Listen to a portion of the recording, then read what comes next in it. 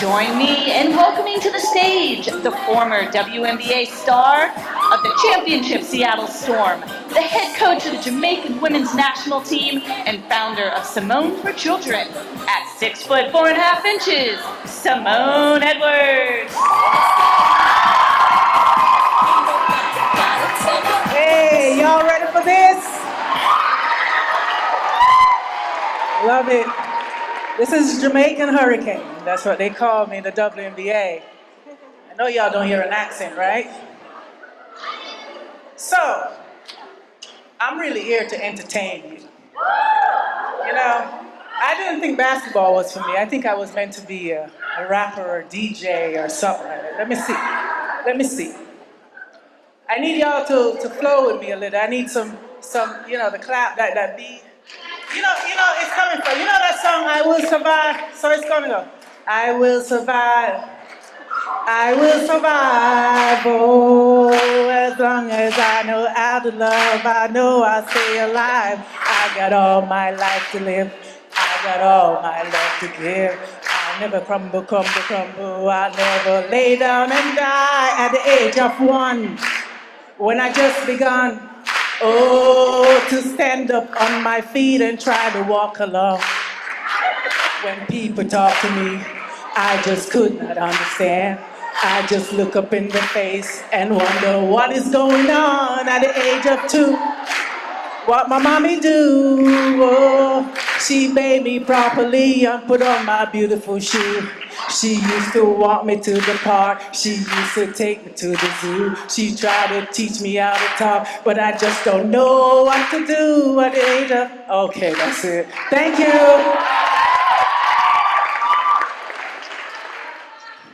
I am so happy to be here. Well, anytime when there are teenagers that want to be empowered, that want to be motivated, the Jamaican Hurricane is there. So I'm happy to be here, and I hope y'all are happy to be here too. I want y'all to do something for me. I want to start with this, I'm going to use this first row, okay? And what I want you to do is tell me something you really love. Each one gonna tell me something, all of these rows, that you really love. Can we do that real quick? Just tell me something. Cheering. Me. God. My friends. Basketball. Myself. Cooking. Poetry. Dancing. Basketball. Reading. My inspiration. Generation W. Track. My children. My children. My family. My family as well. Basketball. So, I had 1, 2, 3, 4, 5, 6, 7, 8, 9, 10, 11, 12, 13, 14, 15, 16, 17, 18, 19. Only 2 people said me. The first thing you're supposed to love is who? Yes, when somebody say, well, what I love, I say, what do I really love? Me! I love me. Then everything else, then food next, chicken wings and some fries. But I love me. Start with you, okay? Now, another thing that I'm passionate about, for everybody who's been bullied, stand up. Everybody that have been bullied, stand up.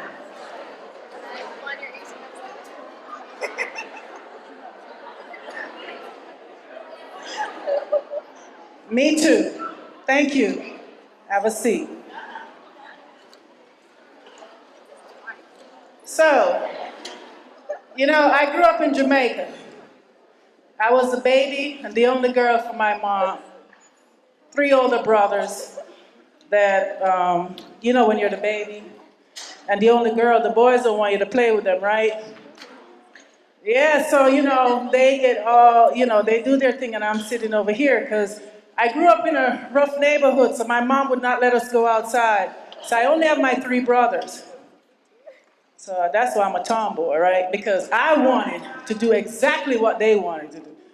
I wanted to be as good as athlete as them. I wanted to play with them, but they used to push me to the side. So we were poor, and every Christmas, around that time, we make our own toys. I used to make my doll. I used the air of the mop stick. You know the mop stick? You know the straw? Yeah, I tied on a stick. I had a stick. She didn't have any arms and legs, but she was pretty in my eyes. They made a truck, tractors, and stuff. They were very talented, but it's like I didn't see any, Christmas trees and stuff. My mom couldn't afford it, but I look forward to Christmas because I would get a pair of shoes. That's my new shoe. I look forward to Christmas and my pretty dress. But even though my mom was poor, and we were poor, she made sure we had love, and she made sure we had food. She worked really hard. I always saw my mom. That's how hard she used to work. And I remember that I wanted so much to help her. I want more than she could give me. I want to make her so proud. For the times I hear her crying, broke my heart. So I didn't ask her anything. I never did. I just said, I'm gonna be the woman, the girl, whatever. At that time, I was just gonna be that person that she would be so proud of, that she put all her sweat and everything in. And she always said, Simone, set your goals and go after them. But at that age, you know what I could see? Even though I want these things, it was like I'm running into a wall because I'm like, how am I going to get there? We won't even have money for college. How am I going to get there? Sometimes I go with my friends, and we go pick mangoes and plums off the university campus trees, and I sell it on the side to have some little cash. My mom didn't know. I would have got a spanking. Don't tell her. But I would sell, the security guy, I remember him chasing us down. My friends, they knew I was fast. But I'm the one, because I was always taller, I would go climb the trees, and they were supposed to be on lookout. The only time I know the security is coming because they were halfway down the road. So I always catch them up back. But they were gone with my mangoes at least halfway. They could at least shout before they ran. But I did. I picked them mangoes. And I picked the plums. And I used to sell them for that little extra. And I can't say everything because I'm doing my memoir. But I just want to tell you that here I am, this young girl in Jamaica, I hardly have anything. I might, shoe, I see the shoe man all the time. I just think we probably relate. I see him so many times because it's the same shoe. Now you have a pair of shoes and it worn out, you throw it away? No, I can't throw it away. I have to go get it patched and patched and patched. So here I am. I'm taller than everyone. They used to call me taller than the rest, right? I'm taller. I'm a little tall, skinny thing, And I used to get teased, bullied, even by the grown-ups. I'm like, why? I didn't do anything. I'm just me. And one time I was walking with my mom, I was like, so my mom said, stand up, straight. She said, don't walk like that. I wanted to be short. I didn't, it's not like I wanted to be short. I wanted to be a little invisible. I don't want to be teased. So I stood up, straight, stood up. And then I remember one time I was by that little gully. There's a gully that runs through our little village. And I was crying. I used to write poems. And I used to write, and I was crying, and I was writing my poem. And I said, Lord, if you help me out of here, I will come back and I will build a center. I will do something for the kids. Just help me out of here. At 16, when some people thinking about cars, I was praying that I would get a bicycle. It was so far-fetched, but I was praying for a bicycle. My mom couldn't afford to give me a bicycle. So here I am saying, how am I going to do? My mom, my brother, his teacher and classmate made up, give money to buy his books. And what am I going to do? But then, even though I was an athlete, I told you I was a track star, I was undefeated so fast. Because I used to say, maybe if I can run fast and be popular, they won't tease me. Maybe. But you know what? I read something. Even if you're a juicy, nice, fat peach. I don't even eat peach, but I'm just using peach. There's always somebody out there that don't like peach. All of you in here are special. You're unique. Where you are right now, no matter what you are going through, no matter what your peers, friends, whosoever, no matter what they tell you, they can't tell you who you're going to be. Your present situation, it's just temporary. Your life is made up of moments. Now listen, Donna here, I love Donna. Give her a hand of applause. I love Donna. I'm going to connect something so you know, real fast.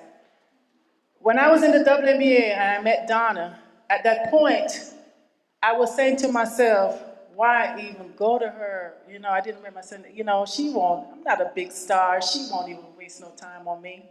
But I went to her and I told her, I said, Donna, I have a nonprofit, I'm trying to help these kids in Jamaica, She said, good, and she listened. But it didn't only stop there. She was on the plane one day. I thought she forgot all about me. I did, she did donate it to my nonprofit, but this is a special part. She was on the plane, that one conversation. She was on the plane going somewhere, and she ran into this priest, and he started talking about Jamaica, and they connected, and she brought me up. And that priest connected me to the guy from Food for the Poor, the CEO, and I walked in there with just a paper, a picture of what the kids were learning in, and I wanted something different. I didn't have a proposal. I walked in there with a dream and a goal and said, this is what I want, and I walk out with a building.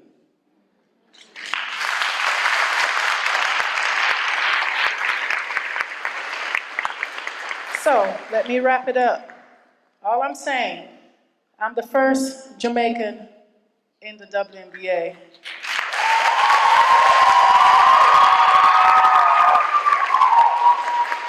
One more thing about that is that I didn't start till late. I didn't know the game. Oh, thank you. So I just want y'all to know that I want you to believe in yourself. I was bullied all through college when I was just learning. And I say, it took me 1 year to learn the game. And in that year that I learned the game, in my first year in college, I was All-American. You. Don't walk out of here without feeling that you can do whatever it is that's possible. Not say anything. I won't tell you that you can go fly up to Mars and you say, Simone, tell me I can do anything. No.